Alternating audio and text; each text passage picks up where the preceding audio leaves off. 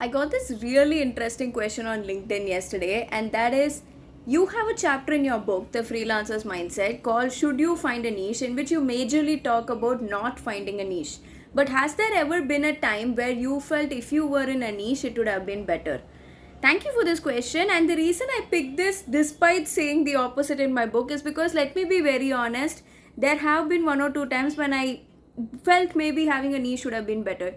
For example, I was working with this healthcare technology client. I had been working with him for the past 3 months, and he was telling me his product is the first of its kind. He gave me a full demo of how the whole software works, and I was just looking at everything.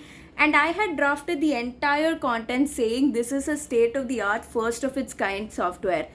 And then I had to write some very technical content for which I brought in one of my friends, and she told the client she wants 3 days. And after 3 days, she came back with 3 or 4 different tools, not competitors, but different tools globally that were doing the exact same thing. And she told me she herself has used 2 of these tools to get her work done.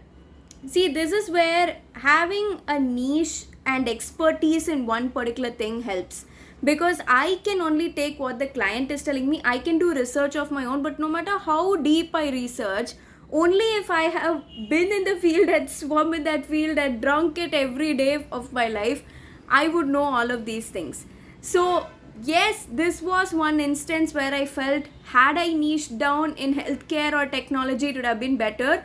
But I stand by what I said in my book. I don't think you can figure out what you want to do permanently unless you see what all is there available. So, do you need a niche? No, you don't. But when you're working in these cases, it's good to get expert advice from other people.